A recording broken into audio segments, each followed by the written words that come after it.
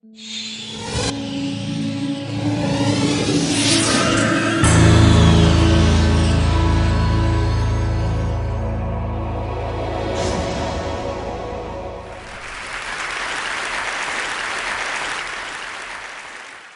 morning. How are you? It's been great, hasn't it? I've been blown away by the whole thing. In fact, I'm leaving.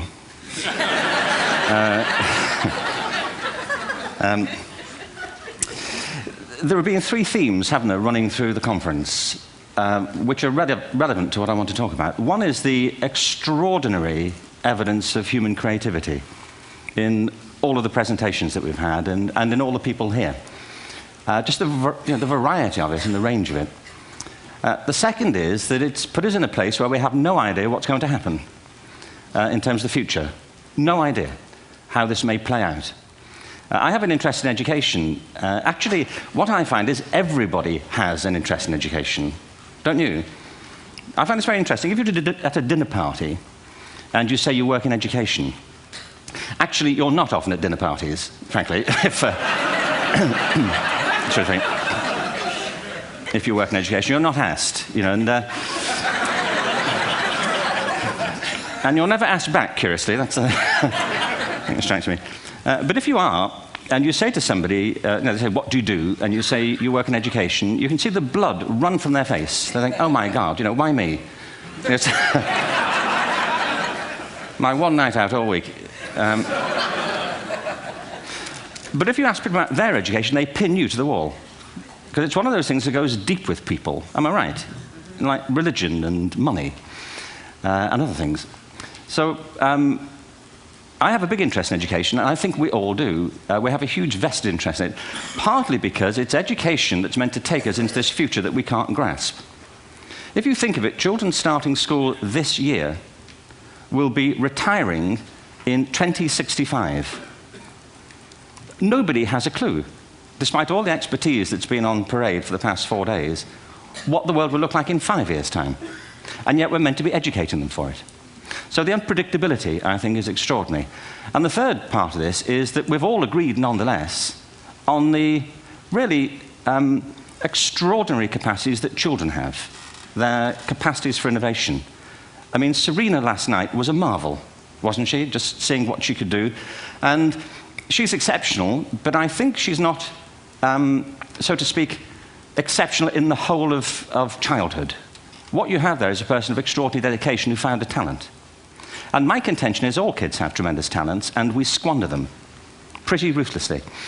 So I want to talk about education, and I want to talk about creativity.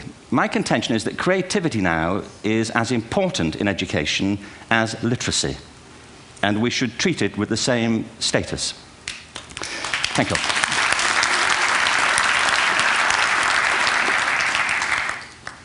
That was it, by the way. Thank you very much. So, 15 minutes left. Well, I was born... No, I had a great story recently, I love telling it, of a little girl who was in a drawing lesson. She was 6, and she was at the back drawing, and the teacher said this little girl hardly ever paid attention. And in this drawing lesson, she did. And the teacher was fascinated. She went over to her and she said, "What are you drawing?" And the girl said, "I'm drawing a picture of God." And the teacher said, "But nobody knows what God looks like." And the girl said, "They will in a minute."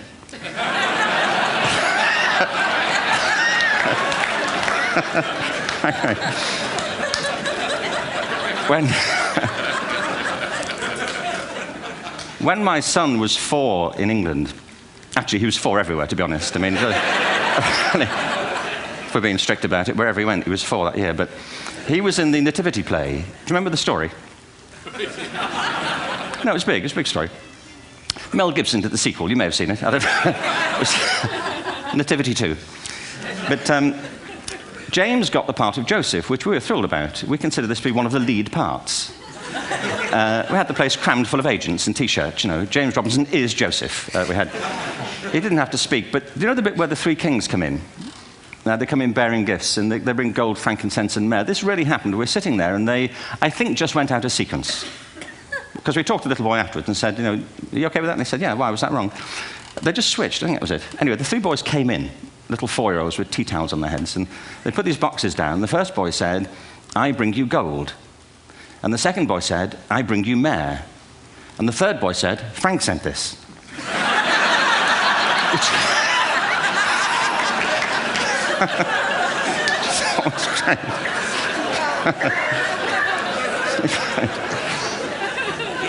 What these things have in common, you see, is that kids will take a chance. If they don't know, they'll have a go. Am I right? They're not frightened of being wrong. Now, I don't mean to say that being wrong is the same thing as being creative. What we do know is, if you're not prepared to be wrong, you'll never come up with anything original. If you're not prepared to be wrong. And by the time they get to be adults, most kids have lost that capacity. They have become frightened of being wrong. And we run our companies this, by the way. We stigmatize mistakes. And we're now running national education systems where mistakes are the worst thing you can make. And the result is that we are educating people out of their creative capacities. Picasso once said this. He said that all children are born artists. The problem is to remain an artist as we grow up. I believe this passionately, that we don't grow into creativity, we grow out of it. Or rather, we get educated out of it. So why is this? I lived in Stratford-on-Avon until about 5 years ago. In fact, we moved from Stratford to Los Angeles. So you can imagine what a seamless transition this was from LA. Actually, we lived in a place called Snitterfield, just outside Stratford, which is where Shakespeare's father was born. Are you struck by a new thought? I was. You don't think of Shakespeare having a father, do you? Do you? Because you don't think of Shakespeare being a child, do you? Shakespeare being 7. I never thought of it. I mean, he was 7 at some point. He was in somebody's English class, wasn't he? Do you understand? Really? How annoying would that be?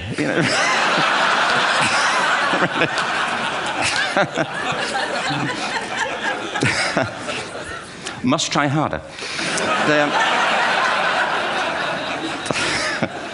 Being sent to bed by his dad, to Shakespeare. Go to bed now, to William Shakespeare, and put the pencil down, and stop speaking like that.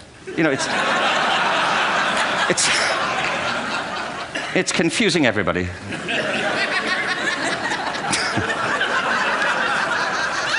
Anyway,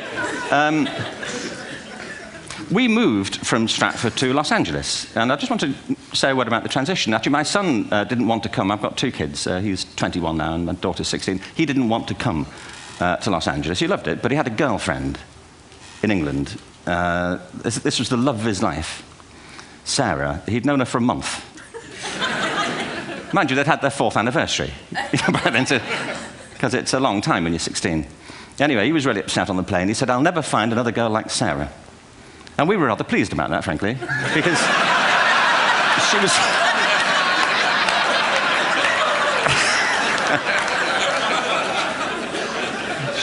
she was the main reason we were leaving the country.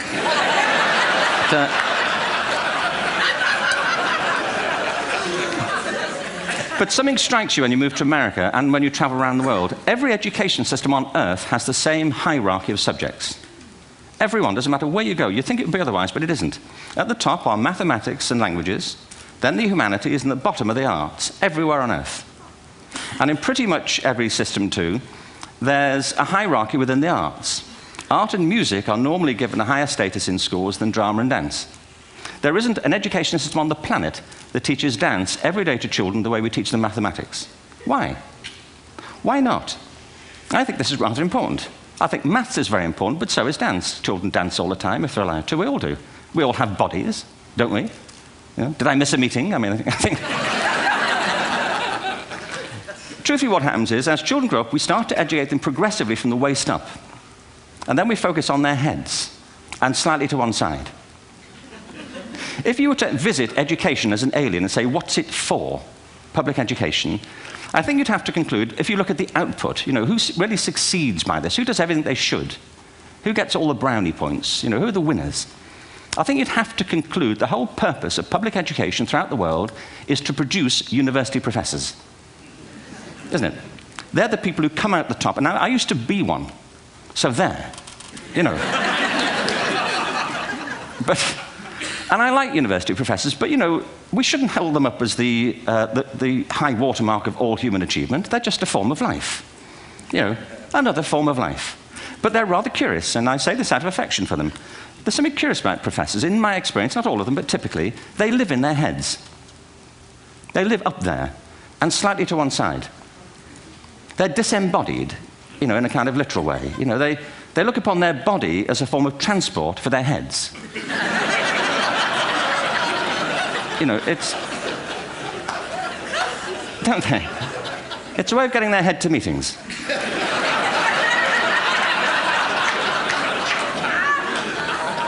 If you want real evidence of out-of-body experiences, by the way, get yourself along to a residential conference for senior academics and pop into the discotheque on the final night.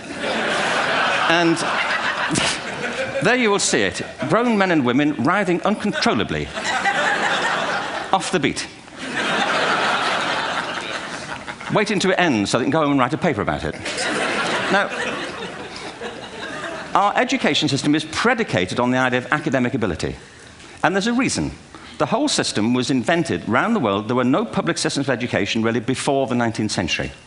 They all came into being to meet the needs of industrialism. So the hierarchy is rooted on two ideas. Number one, that the most useful subjects for work are at the top. So you were probably steered benignly away from things at school when you were a kid, things you liked, on the grounds you would never get a job doing that. Is that right?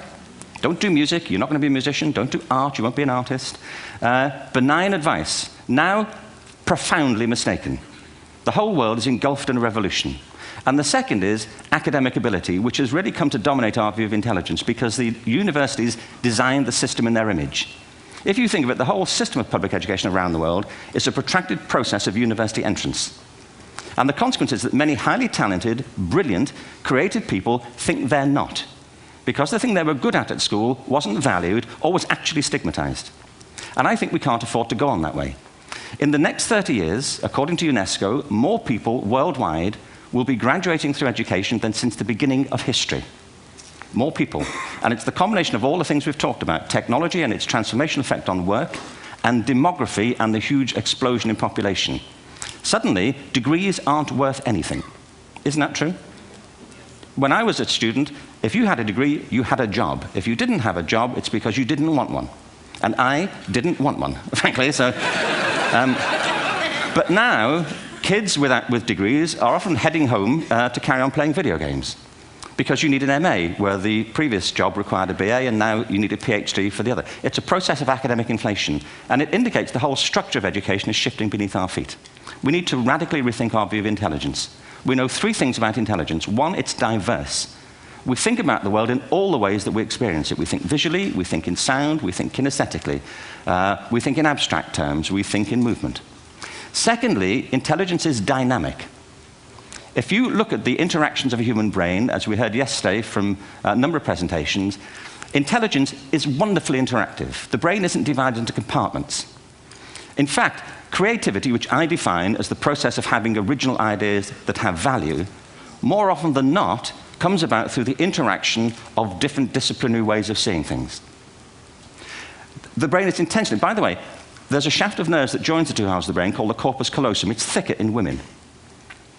Following on from Helen yesterday, I think this is probably why women are better at multitasking. Because you are, aren't you? There's a raft of research, but I know it from my personal life. If my wife is cooking a meal at home, which is not often, thankfully, but if she's doing... she's good at some things.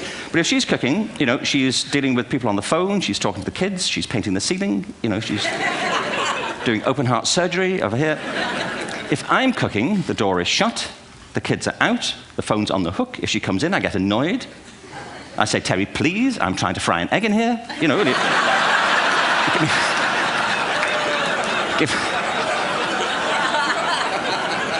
Give me a break. Actually, there was do you know that old philosophical thing? If a tree falls in a forest and nobody hears it, did it happen? Remember that old chestnut? I saw a great T-shirt recently which said, if a man speaks his mind in a forest and no woman hears him, is he still wrong?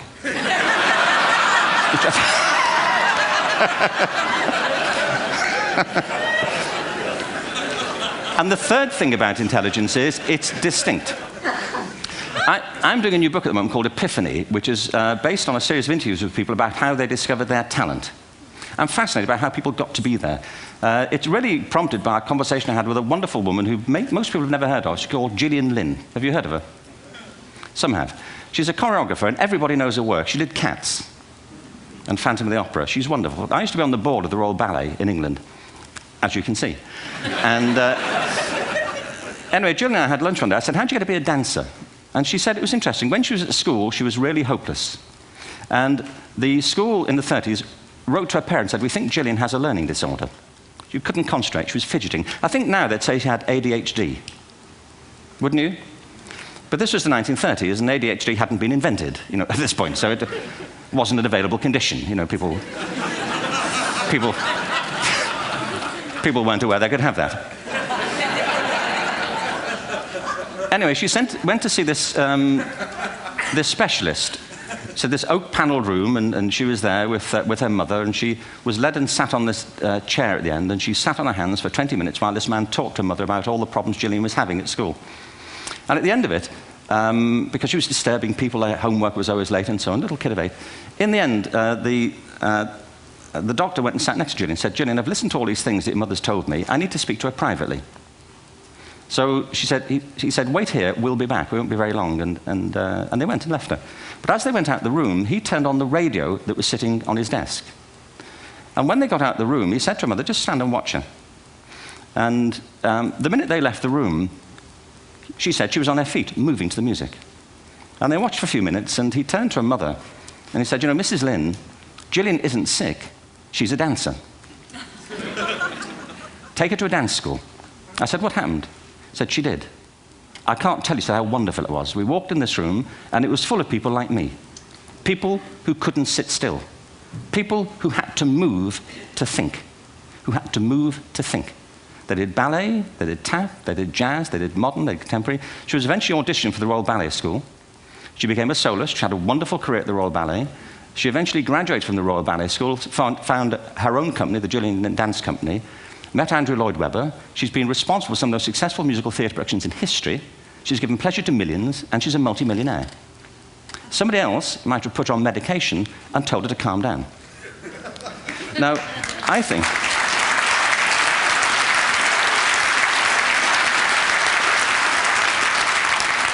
What I think it comes to is this. Al Gore spoke the other night about ecology and the revolution that was triggered by Rachel Carson. I believe our only hope for the future is to adopt a new conception of human ecology, one in which we start to reconstitute our conception of the richness of human capacity. Our education system has mined our minds in the way that we've strip-mined the earth for a particular commodity, and for the future, it won't serve us. We have to rethink the fundamental principles on which we're educating our children. There was a wonderful quote by Jonas Salk, who said, if all the insects were to disappear from the earth, within 50 years, all life on Earth would end.